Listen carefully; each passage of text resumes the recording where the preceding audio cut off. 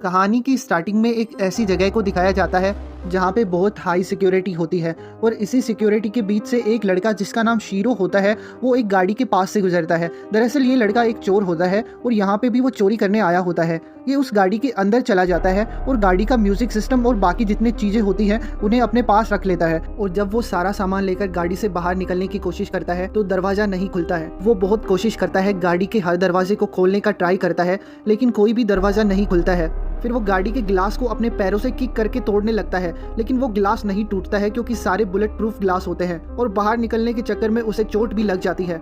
फिर वो अपनी गन निकालता है और गिलास पे शूट कर देता है, लेकिन गिलास बुलेट प्रूफ होते हैं इसलिए बुलेट रिफ्लेक्ट होकर उसी को आकर लग जाती है। उसके पैर से खून आने लगते हैं इसलिए वो अपनी टी शर्ट को ही अपने पैर पर बांध लेता है। इसके बाद एक लड़की वहाँ से गुजरती है और वो गाड़ी के शीशे में खुद को देखती है, लेकिन वो गाड़ी के अंदर नहीं देख सकती क्योंकि इस गाड़ी के गिलास से अंदर से बाहर की तरफ देखा जा सकता है, लेकिन बाहर से अंदर की तरफ नहीं देखा जा सकता। फिर वो लड़की भी वहाँ से चली जाती है क्योंकि ये गाड़ी साउंड प्रूफ होती है, इसके कारण वो लड़की शीरो की आवाज़ भी नहीं सुन पाती। इसके बाद वो अपनी वाइफ को कॉल मिलाता है, लेकिन उसके फ़ोन की बैटरी भी डेड हो जाती है। अब उसके पास गाड़ी में रहने के अलावा कोई ऑप्शन नहीं बचता। उसके पास पीने का पानी भी नहीं होता। अब उसको गाड़ी में एक दिन बीत जाता है। अब वो म्यूजिक सिस्टम जो उसने निकाला था उसको फिर से लगा देता है और म्यूजिक सुनता है और इसे सुन के उसका मन कुछ टाइम के लिए शांत हो जाता है। इसके बाद शीरो को एक कॉल आता है। ये कॉल उसको इसी गाड़ी का मालिक करता है जिसका नाम एंड्रिक फरारी होता है। एंड्रिक बोलता है कि उसकी गाड़ी 28 बार चोरी हो चुकी है और इसको मिला के 29 हो जाती है, लेकिन शीरो उसको गाली देके बोलता है कि उसको इस गाड़ी से जल्दी निकाल दे। लेकिन एंड्रिच बोलता है कि इस गाड़ी का कंट्रोल उसके पास है और इसी गाड़ी में उसने बॉम्ब लगाया हुआ है। अगर उसने यहाँ से भागने की कोशिश की तो वो पूरी गाड़ी को उड़ा देगा। शीरो एंड्रिच को बोलता है कि उसे बहुत गर्मी लग रही है, उसे बाहर निकालो, लेकिन इसके बाद एंड्रिच फोन कट कर देता है और फिर सडनली एसी स्टार्ट हो जाता है। इससे शीरो को गर्मी से थोड़ी राहत मिलती है, लेकिन धीरे धीरे एसी बढ़ने लगता है और गाड़ी का टेम्परेचर बहुत डाउन हो जाता है, जिससे ठंड बहुत ज्यादा बढ़ जाती है।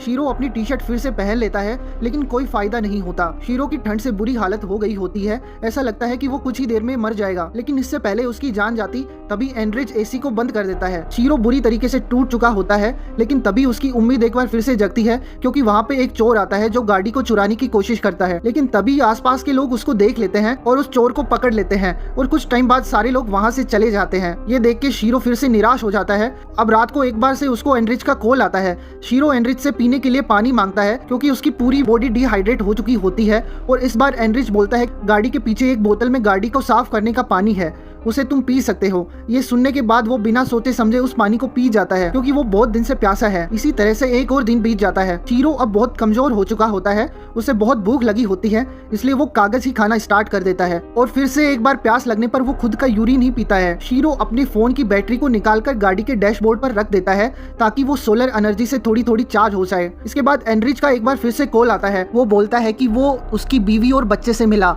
मैंने उन्हें बताया कि तुम्हारी लॉटरी निकली है $1 लाख की और उन्हें कहा है कि अब तुम अपने नए घर को खरीद सकती हो। इसके बाद वो फोन को कट कर देता है। ये सुनकर शीरो बहुत दुखी हो जाता है क्योंकि एंड्रिच अब उसकी फैमिली तक पहुंच गया होता है। इसके बाद दिखाया जाता है कि वो गाड़ी के स्टार्ट बटन को बार बार प्रेस कर रहा होता है और सडनली गाड़ी स्टार्ट हो जाती है, लेकिन गाड़ी बैक गियर में लगी होती है और गाड़ी का गियर चेंज नहीं हो रहा होता है, इसलिए वो गाड़ी को फुल स्पीड से पीछे लेके जाता है, लेकिन गाड़ी क्रैश हो जाती है जिसकी वजह से वो गाड़ी का पीछा वाला शीशा टूट गया होता है, इसलिए वो गाड़ी से बाहर आ जाता है। वो पास के पेट्रोल पंप पर जाता है जहाँ से वो खाने पीने की चीजें लेता है और तभी वहाँ पर सिक्योरिटी गार्ड आ जाता है और बोलता है कि तुम्हें पैसे देने पड़ेंगे।